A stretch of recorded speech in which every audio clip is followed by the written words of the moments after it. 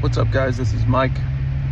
I'm here with a video, and it's a different type of video than I usually make, but I am a big tech nerd, so I decided to make a video about the Galaxy Z Fold 7.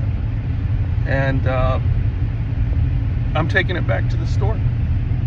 It's going back to Best Buy today, and I wanted to tell you guys why. And if you haven't purchased one yet and are thinking about buying one, this is probably a good video for you to watch.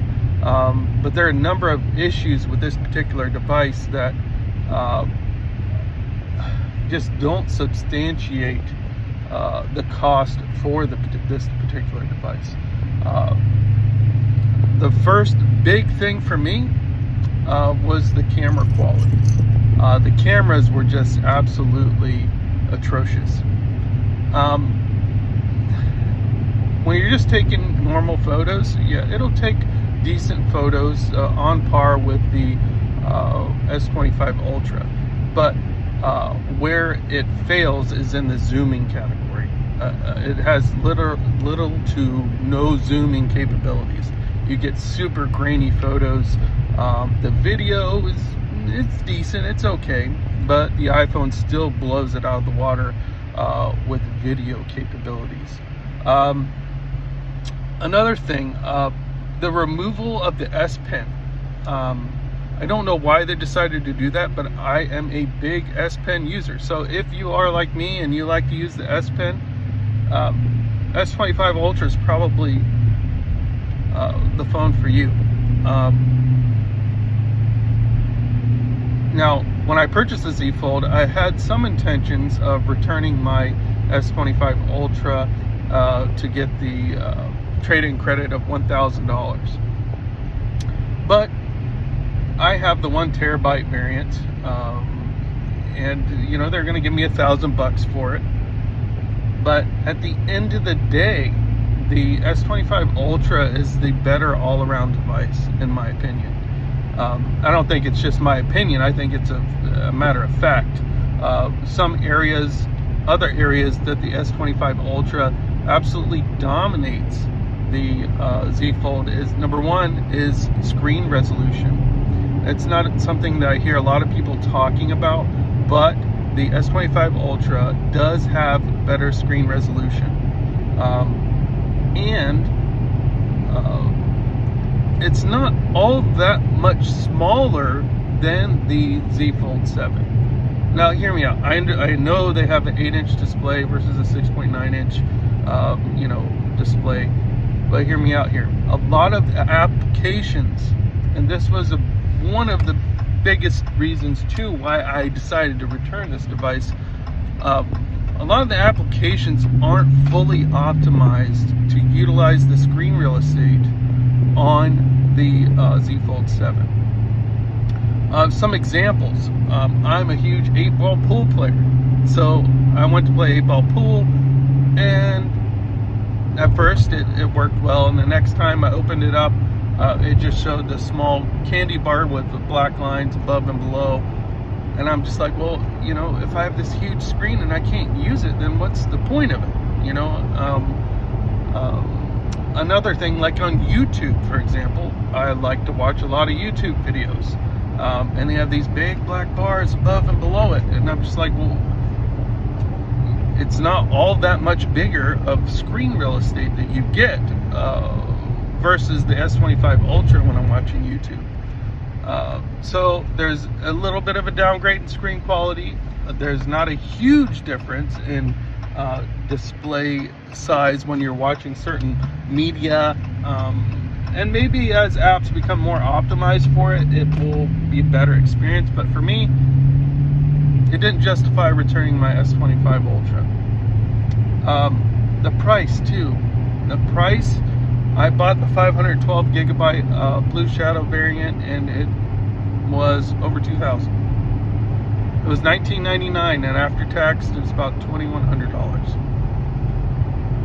My 1 terabyte S25 Ultra, I bought it on pre-order and with trade-in, and I think I paid in total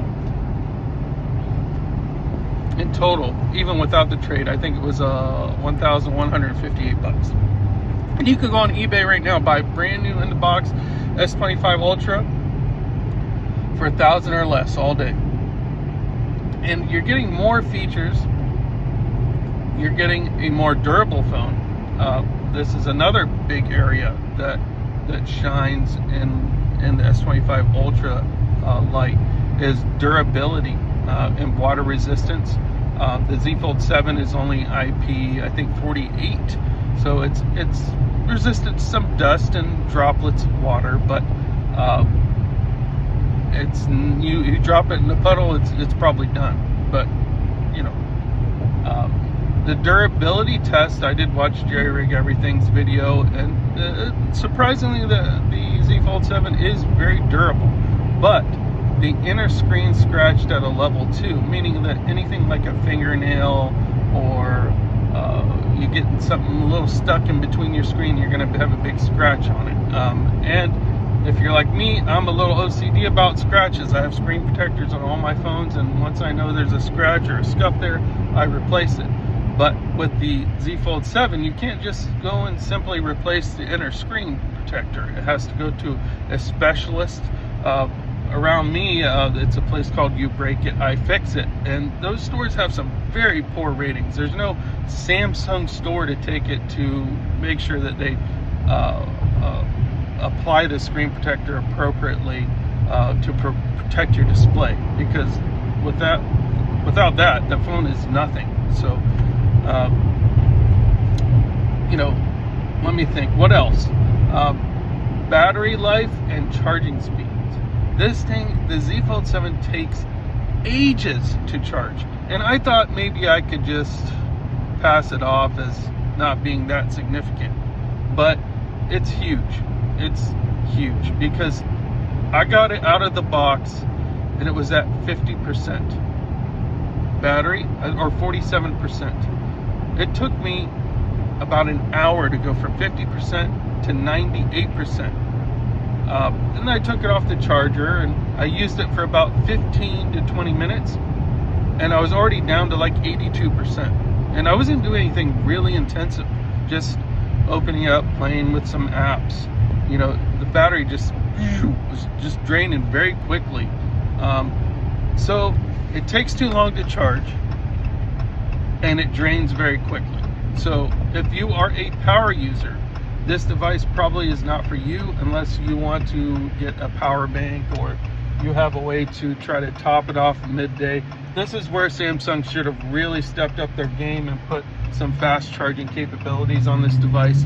And even MagSafe. I mean, I think MagSafe should just be a staple now.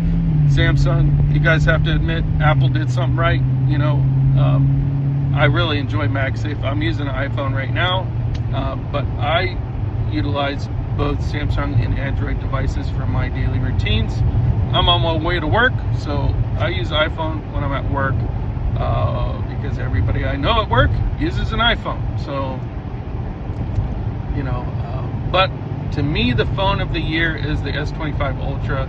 It shines in just about every category, even outperformed the iPhone 16 Pro Max in benchmark scores, albeit very slightly, but most of the benchmarks indicate that the new Snapdragon Elite chips are faster.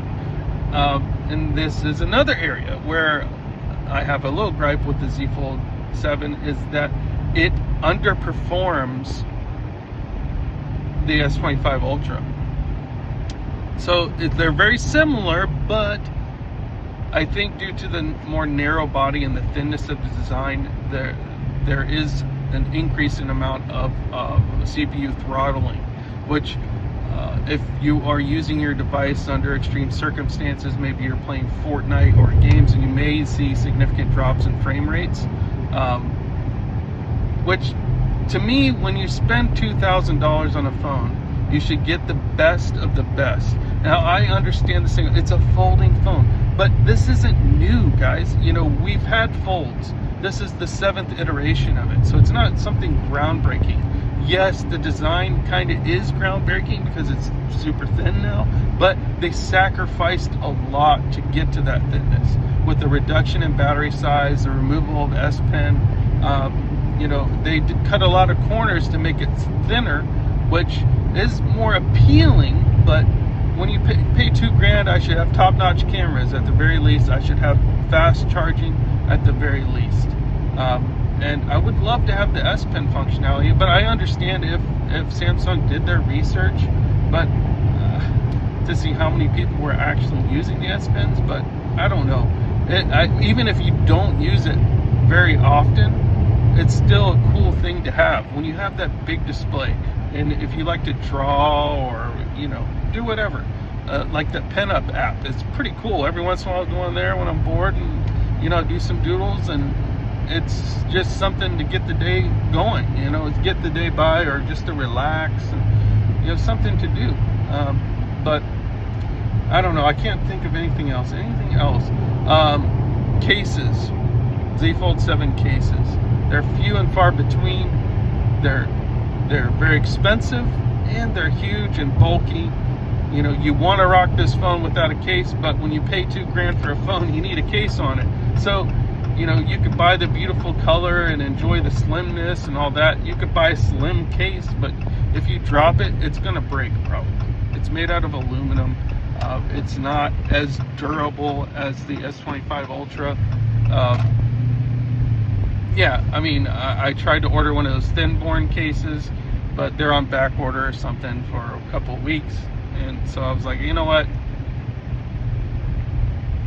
I'm just going to return this thing. And I'm going to wait for the S26 Ultra, see what they have to offer. And maybe the next Fold, they'll step up their game. And they'll give us something that we enjoy. And something that checks all the boxes. Because at a $2,000 price point, I think they cut too many corners. I don't know. Let me know in the comments what you guys think. All right, thanks for watching. Peace.